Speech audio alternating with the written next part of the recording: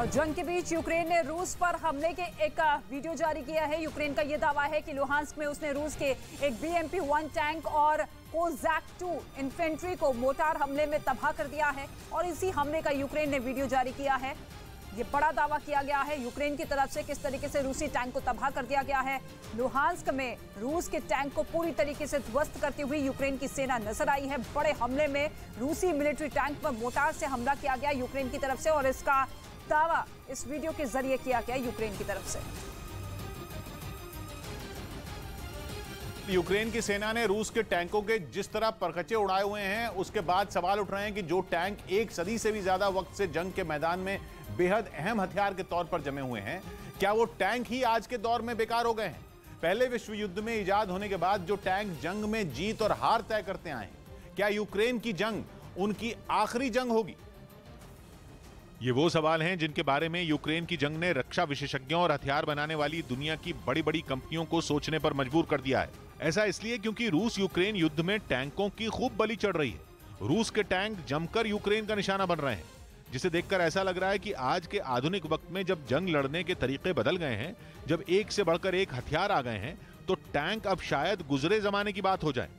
ये रूस के लिए बहुत बड़ी चिंता की बात है, क्योंकि टैंकों की क्वांटिटी और क्वालिटी के मामले में रूस का कोई मुकाबला ही नहीं।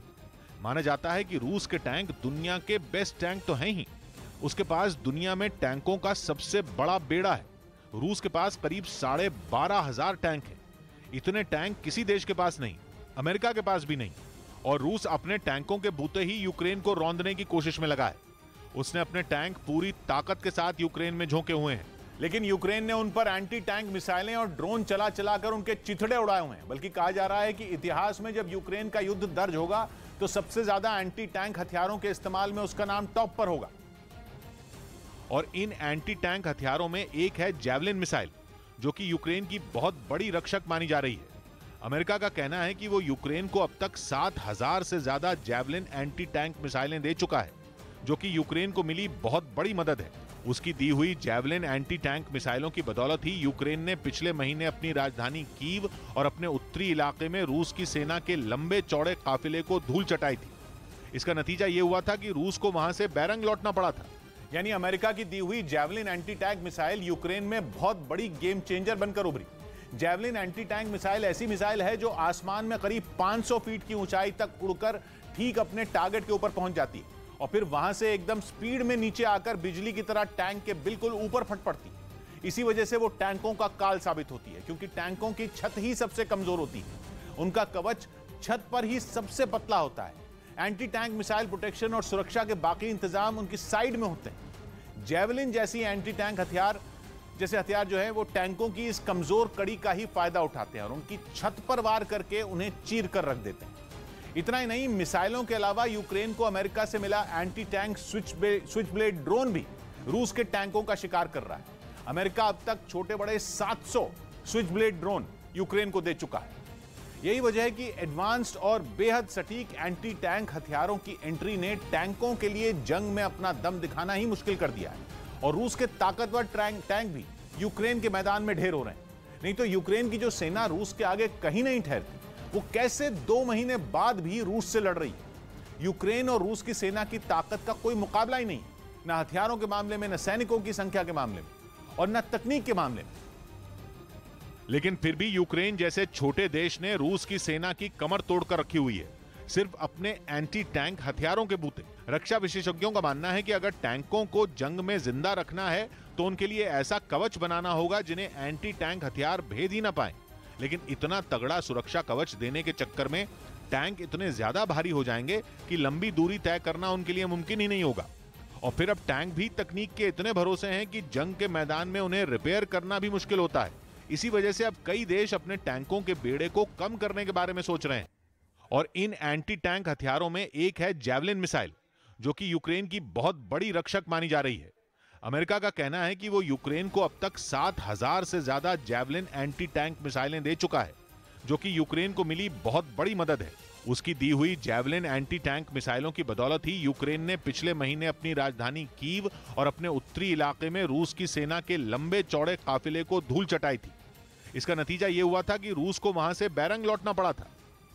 लेकिन फिर भी यूक्रेन जैसे छोटे देश ने रूस की सेना की कमर तोड़कर रखी हुई है, सिर्फ अपने एंटी टैंक हथियारों के बूते। रक्षा विशेषज्ञों का मानना है कि अगर टैंकों को जंग में जिंदा रखना है तो उनके लिए ऐसा कवच बनाना होगा जिन्हें एंटी टैंक हथियार भेद ही ना पाए।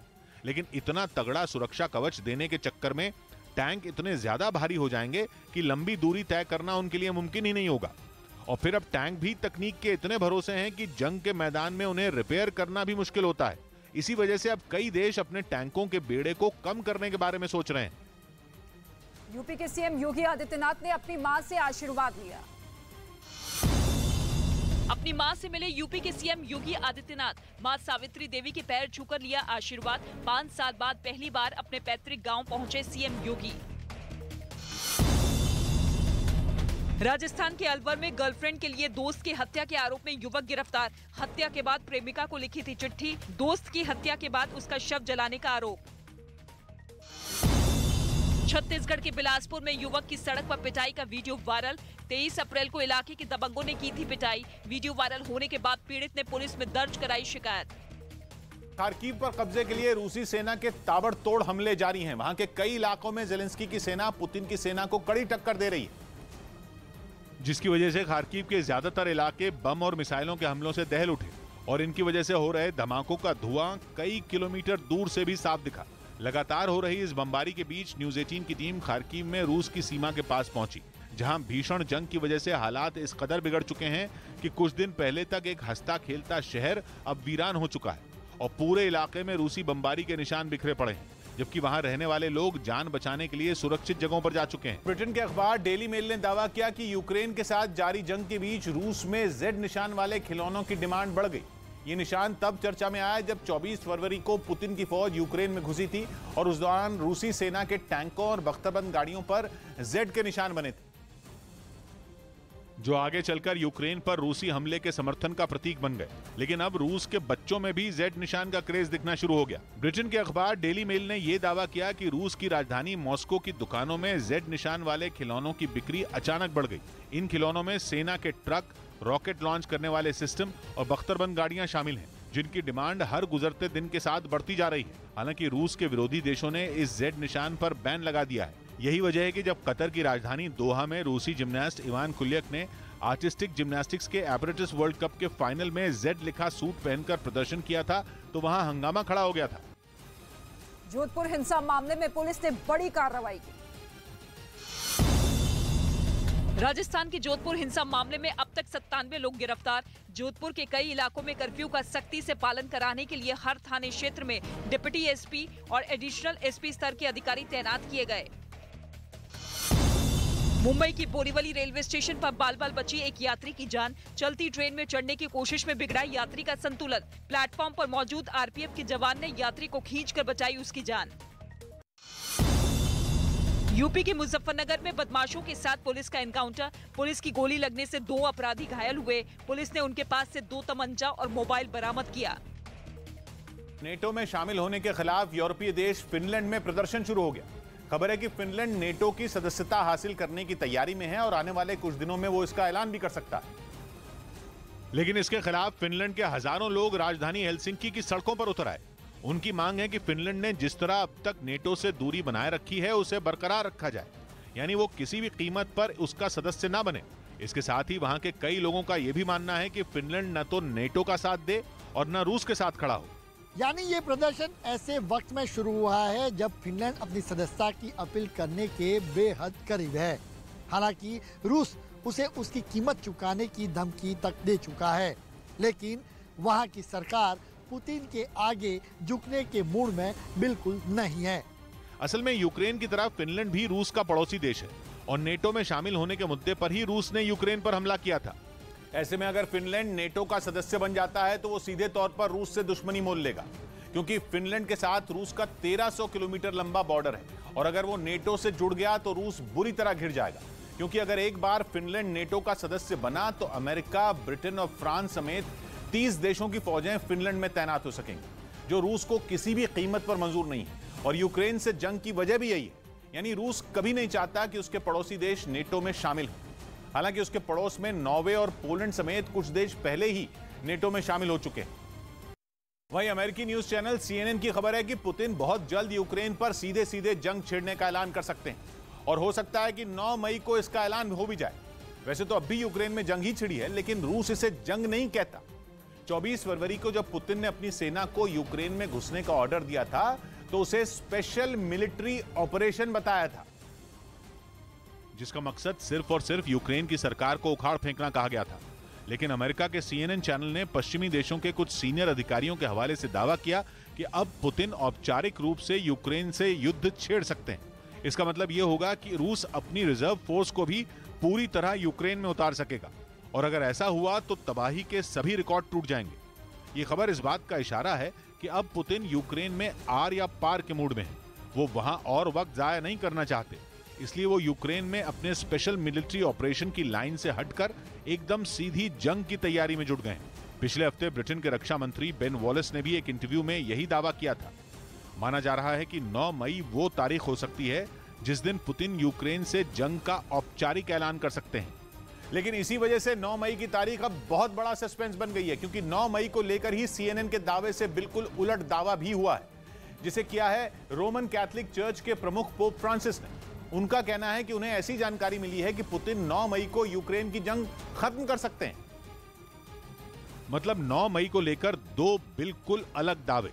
असल में कुछ वक्त पहले ही पोप फ्रांसिस हंगरी के प्रधानमंत्री से मिले थे और इटली के एक अखबार को दिए इंटरव्यू में उन्होंने अपनी उसी मुलाकात का जिक्र छेड़ते हुए बताया कि हंगरी के प्रधानमंत्री ने उनसे कहा था कि रूस का प्लान 9 मई को यूक्रेन की जंग खत्म करने का है। 9 मई को रूस में विक्ट्री डे होता है। इस दिन वो दूसरे विश्व युद्ध में नाजी जर्मनी पर अपनी जीत का धूमधाम से जश्न मनाता है और परेड निकालता है। ये वो तारीख है जिसको लेकर पूरी दुनिया में अलग अलग थ्योरी चल रही है। चर्चाओं का बाजार गर्म है। कोई कह रहा है पुतिन कुछ बड़ा करने वाले हैं, तो कोई कह रहा है कि सब कुछ थमने वाला है। मतलब जितनी मुंह उतनी बातें। लेकिन पुतिन के दिमाग में क्या चल रहा है या उनका 9 मई वाला प्लान क्या है, इसकी भनक किसी को भी नहीं है। इतना ही नहीं, अमेरिकी न्यूज चैनल CNN की तो यह भी खबर है कि रूस यूक्रेन के डोनेस्क और लुहांस्क इलाकों को मई के दूसरे हफ्ते के आसपास हड़पने की कोशिश कर सकता है। यमुनोत्री धाम श्रद्धालुओं के लिए खुल गया। अक्षय तृतीया पर विधि विधान के साथ यमुनोत्री धाम के कपाट खुल गए। इस दौरान बड़ी संख्या में श्रद्धालु वहां मौजूद रहे।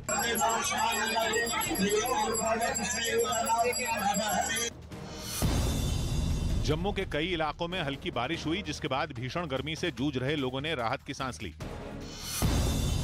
महाराष्ट्र के औरंगाबाद में MNS नेता राज ठाकरे और सभा के आयोजकों के खिलाफ केस दर्ज किया गया। 2 दिन पहले हुई इस सभा में राज ठाकरे पर भड़काऊ भाषण देने का आरोप लगा था। प्रधानमंत्री नरेंद्र मोदी के यूरोप दौरे का आज बेहद अहम दिन है, क्योंकि आज पीएम मोदी डेनमार्क में नॉर्डिक देशों के राष्ट्राध्यक्षों से मुलाकात करेंगे। इसके बाद वो फ्रांस के लिए रवाना होंगे। इससे पहले मंगलवार को पीएम मोदी का डेनमार्क पहुंचने पर भव्य स्वागत हुआ। पीएम के स्वागत में एयरपोर्ट पर ढोल बजे और पीएम मोदी ने भी ढोल बजाया। डेनिश पीएम से भी पीएम मोदी की मुलाकात हुई। इसके बाद प्रधानमंत्री नरेंद्र मोदी और डेनमार्क की प्रधानमंत्री मेटे फ्रेडरिक्सन ने भारत डेनमार्क के टॉप बिजनेस लीडर्स से मुलाकात की। इसके बाद पीएम मोदी ने राजधानी कोपेनहेगन में भारतीय मूल के लोगों को संबोधित किया और फिर उनकी डेनमार्क की महारानी से रॉयल पैलेस में मुलाकात हुई। भारतीय मूल के लोगों को संबोधित करते हुए पीएम मोदी ने कई अहम बातें कही। पीएम मोदी ने अपने संबोधन में चलो इंडिया का नारा दिया। पीएम ने कहा कि विदेशों में बसे हर भारतीय अपने 5 विदेशी दोस्तों को भारत दर्शन के लिए भेजे और अपने देश के राष्ट्रीय दूत बने। भारत की ताकत जब बढ़ती है, साथियों मेरे शब्दों में विश्वास करिए, दुनिया की ताकत भी बढ़ती है।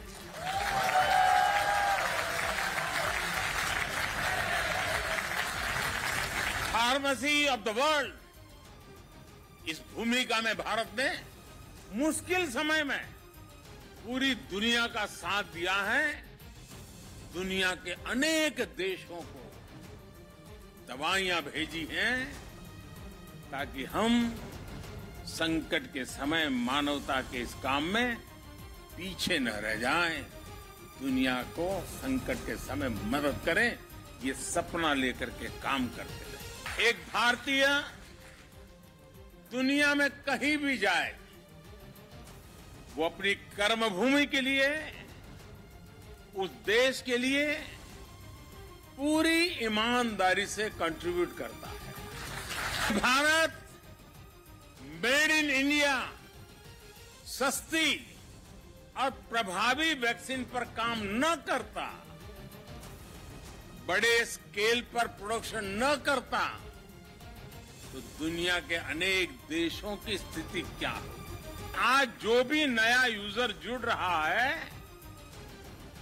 वो शहरों से नहीं है, दूर सुदूर जंगलों में रहने वाले भारत के छोटे छोटे गांव हैं।